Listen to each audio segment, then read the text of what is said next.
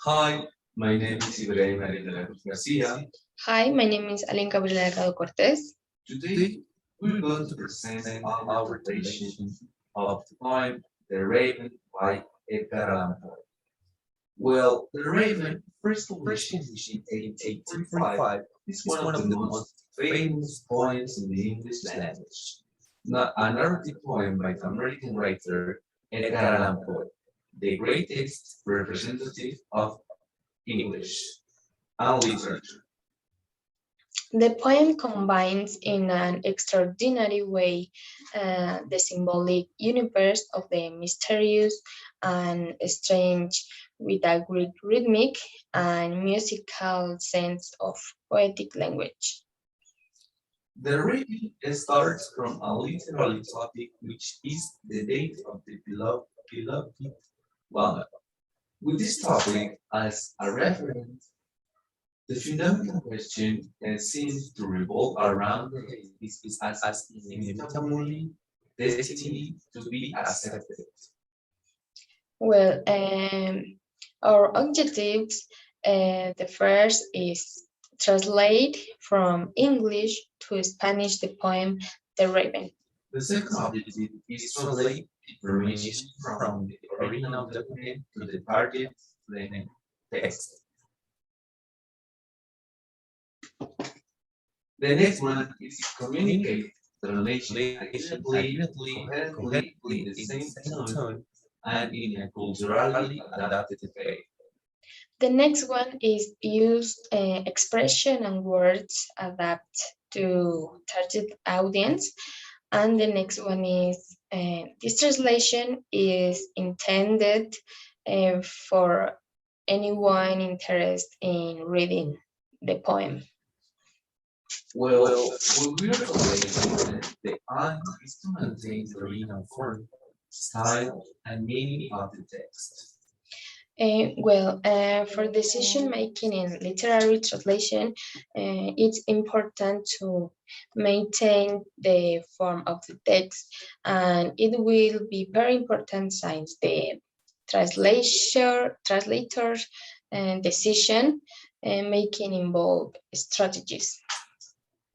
These strategies were repeated reading, and in this case, listening to the poem through an audio. Will help us, the translator, understand the style of the poem and literary resources to translate them in the final translation. Well, for example, Lore, the meaning in Spanish is ciencia.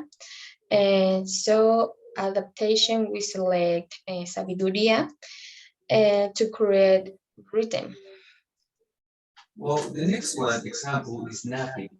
The means in Spanish is siesta, but culturally we can know, or is more common, dormido.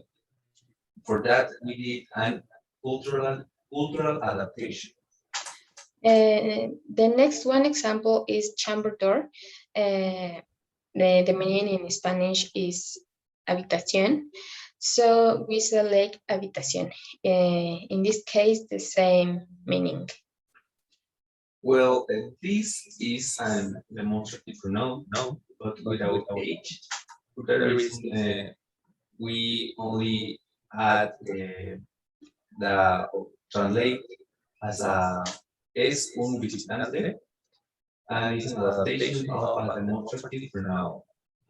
And the next one example is Blake. The meaning in Spanish is muy frío. So we select desolado in the poem because we select for a rhythm. The next is tomorrow. Means in Spanish is mañana. We selected the word alba, and we selected because we want to create rhythm in the poem.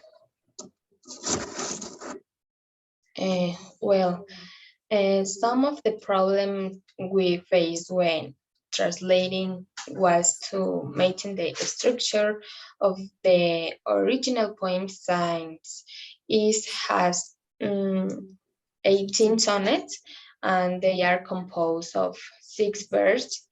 And at the time of translation, the original structure was altered.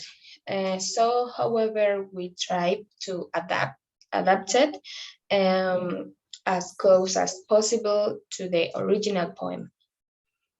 Well, another problem that we faced was that we found words that we didn't know, since the poem was written in another era or another time, and all words were used. So we had to look for words similar to the original text in order not to lose the sense and meaning of the poem. Well, the third problem we faced was that the poem in its original language has a rhythm and musicality and has troches. And in English literature, a trochee is a tonic syllable followed by an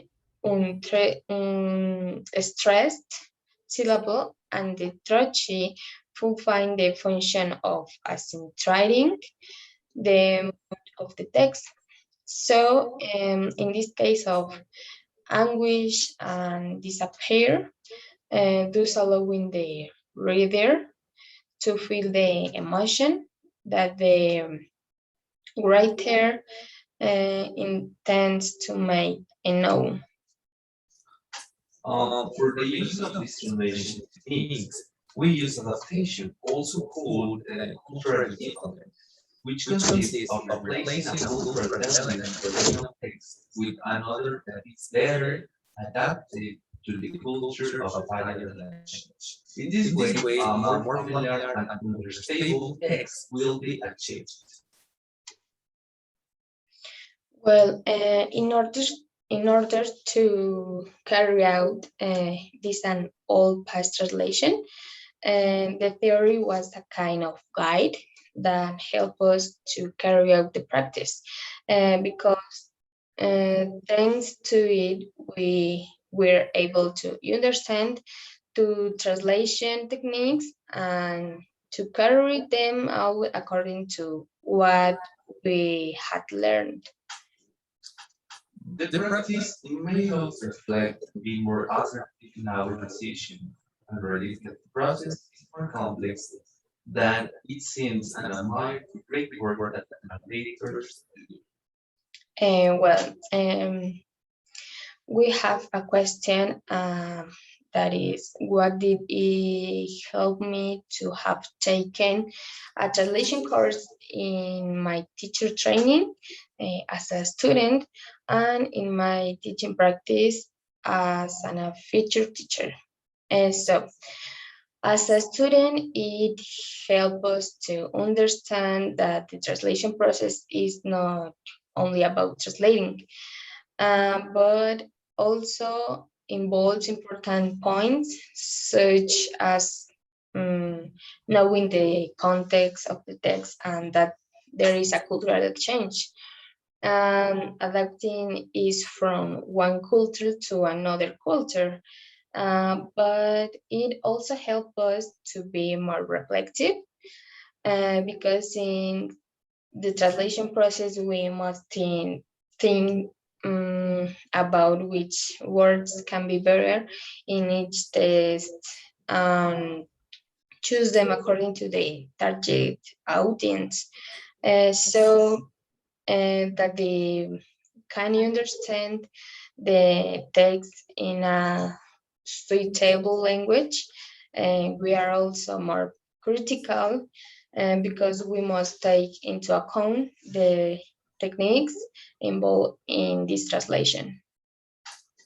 Well, as a future teacher, it will allow me to increase and promote the students' vocabulary, and this expands their understanding of their native language, and also to let them know that the language and translation of the text into other language helps to communicate knowledge globally, and it's of great importance.